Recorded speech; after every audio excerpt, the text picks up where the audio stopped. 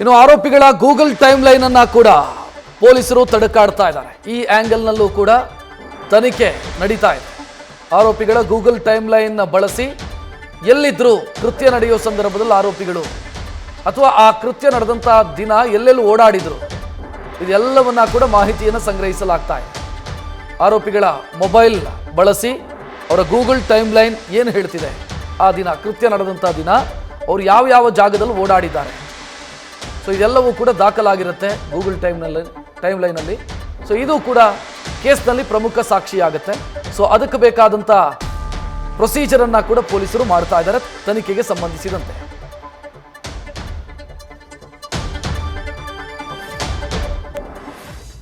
ಆರೋಪಿಗಳ Google time line ಅಂದರೆ ಒಬ್ಬ ವ್ಯಕ್ತಿ ಸ್ಮಾರ್ಟ್ ಫೋನನ್ನು ಹೊಂದಿದ್ರೆ ಆತ ಆ ಮೊಬೈಲ್ನಲ್ಲಿ ಲೊಕೇಶನ್ ಎನೇಬಲ್ ಮಾಡಿಕೊಂಡಿದ್ರೆ, ಸಾಮಾನ್ಯವಾಗಿ ಎಲ್ಲರೂ ಲೊಕೇಶನ್ ಎನೇಬಲ್ ಇರುತ್ತೆ, ಕೆಲವು ಅಪ್ಲಿಕೇಶನ್ಗಳು ರನ್ ಆಗಬೇಕು ಅಂತಂದರೆ ಲೊಕೇಶನ್ ಎನೇಬಲ್ ಇರಬೇಕು. ಆ ಸಂದರ್ಭದಲ್ಲಿ ಏನಾಗುತ್ತೆ ಅಂತಂದರೆ ನನಗೆ ಗೊತ್ತಿಲ್ಲದಂತೆಯೇ ಗೂಗಲ್ ಟೈಮ್ ಲೈನು ರೆಕಾರ್ಡ್ ಮಾಡ್ಕೊಳ್ತಾ ಇರುತ್ತೆ. ನಾನು ಎಲ್ಲಿ ಹೋಗಿದ್ದೀನಿ, ಆ ದಿನ ಎಲ್ಲೆಲ್ಲೂ ಓಡಾಡಿದ್ದೀನಿ, ಇದೆಲ್ಲವೂ ಕೂಡ ಟೈಮ್ ಲೈನಲ್ಲಿ ದಾಖಲಾಗಿರುತ್ತೆ. ಸೊ ಇದನ್ನು ಪೊಲೀಸರು ಸಂಗ್ರಹಿಸ್ತಾ ಇದ್ದಾರೆ. ಈ ಬಗ್ಗೆ ಹೆಚ್ಚಿನ ಡೀಟೇಲ್ ನೀಡೋದಕ್ಕೆ ನಮ್ಮ ಪ್ರತಿನಿಧಿ ಸಂದೇಶ್ ಫೋನ್ ಸಂಪರ್ಕದಲ್ಲಿ.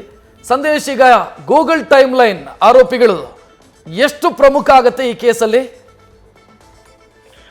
ರಕ್ಷಿತ್, ಅದು ಕೂಡ ಎವಿಡೆನ್ಸ್ ಆಗ್ತಾ ಹೋಗುತ್ತೆ. ಅಂದ್ರೆ ಪ್ರಮುಖವಾಗಿ ಆರೋಪಿಗಳು ಆ ಒಂದು ಜಾಗದಲ್ಲಿ ಇದ್ರು ಅನ್ನೋದಕ್ಕೆ ಸಂಬಂಧಪಟ್ಟಂತೆ, ಜೊತೆಗೆ ಈ ಒಂದು ಮೃತದೇಹವನ್ನ ಅಲ್ಲಿಂದ ಸುಮ್ಮನಹಳ್ಳಿ ಬ್ರಿಡ್ಜ್ ವರೆಗೂ ಕೂಡ ತೆಗೆದುಕೊಂಡು ಹೋಗಿರೋದಕ್ಕೆ ಸಂಬಂಧಪಟ್ಟಂತೆ ಏನ್ ಎವಿಡೆನ್ಸ್ ಗಳನ್ನ ಸಲ್ಲಿಸಿರ್ತಾರೆ ಅದಕ್ಕೆ ಇದು ಪುಷ್ಟಿ ನೀಡ್ತವೆ. ಅಂದ್ರೆ ಈ ಒಂದು ಎವಿಡೆನ್ಸ್ ಗಳೇನಿರ್ತವೆ ಇವೆರಡೂ ಕೂಡ ಪುಷ್ಟಿ ನೀಡ್ತವೆ. ಈಗಾಗಲೇ ಎವಿಡೆನ್ಸ್ ಅನ್ನ ಕಲೆಕ್ಟ್ ಮಾಡ್ತಿದ್ದಂತಹ ಪೊಲೀಸರು ಈಗ 2 ಪೆನ್ ಡ್ರೈವ್ ನಲ್ಲಿ, ಅಂದ್ರೆ 8 GB 2 ಪೆನ್ ಡ್ರೈವ್ ನಲ್ಲಿ ಈಗ ಆರೋಪಿ ದೀಪಕ್ ಹಾಗೆ ನಂದೀಶ್ ಅವರಿಗೆ ಸಂಬಂಧಿಸಿದಂತಹ ದಾಖಲೆಗಳನ್ನ ಈಗ ಅಪ್ಲೋಡ್ ಮಾಡ್ಕೊಂಡಿದ್ದಾರೆ. ಅಂದ್ರೆ ಅದನ್ನ ಕಂಪ್ಲೀಟ್ ಆಗಿ ಅದರಲ್ಲಿ ಸ್ಟೋರೇಜ್ ಮಾಡಿಕೊಂಡು ಅದನ್ನ ಕೂಡ ಈಗಾಗಲೇ ಎವಿಡೆನ್ಸ್ ಆಗಿ ಪರಿಗಣನೆಗೆ ತೆಗೆದುಕೊಂಡಿದ್ದಾರೆ. ಅದರಲ್ಲಿ ಪ್ರಮುಖವಾಗಿರುವಂತದ್ದು ಈ ಗೂಗಲ್ ಟೈಮ್ ಲೈನ್ ಏನಿದೆ, ಅಂದ್ರೆ ಆ ದಿನ ಎಲ್ಲೆಲ್ಲಿ ಟ್ರಾವೆಲ್ ಮಾಡಿದ್ರು ಅನ್ನೋದಕ್ಕೆ ಸಂಬಂಧಪಟ್ಟಂತೆ ಆ ಗೂಗಲ್ ಟೈಮ್ ಲೈನ್ ಏನಿದೆ ಆ ಒಂದು ಟೈಮ್ ಲೈನ್ ನ ಡಾಟಾವನ್ನ ಈಗ ಪೆನ್ ಡ್ರೈವ್ ನಲ್ಲಿ ಸಂಗ್ರಹಿಸಿ ಅದನ್ನು ಕೂಡ ಎವಿಡೆನ್ಸ್ ಆಗಿ ಅದನ್ನ ಕೋರ್ಟ್ಗೆ ಸಲ್ಲಿಕೆ ಮಾಡೋದಕ್ಕೆ ಈಗಾಗಲೇ ಎಲ್ಲಾ ರೀತಿಯ ಸಿದ್ಧತೆಯನ್ನ ಕೂಡ ಮಾಡ್ಕೊಂಡಿದ್ದಾರೆ. ಅಂದ್ರೆ ಪ್ರಮುಖವಾಗಿ ಇಬ್ಬರ ಮೊಬೈಲ್ ಅಲ್ಲೂ ಕೂಡ, ಅಂದ್ರೆ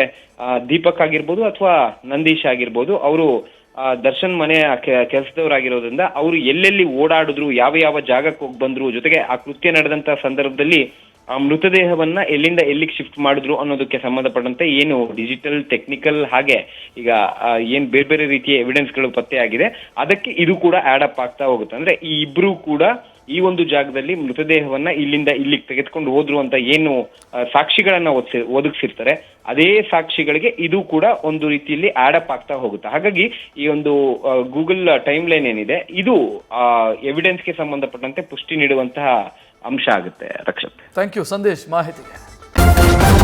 ನ್ಯೂಸ್ ಫಸ್ಟ್ ನಿರ್ಭೀತಿಯಿಂದ ನಿಮ್ಮ ಪರವಾಗಿ.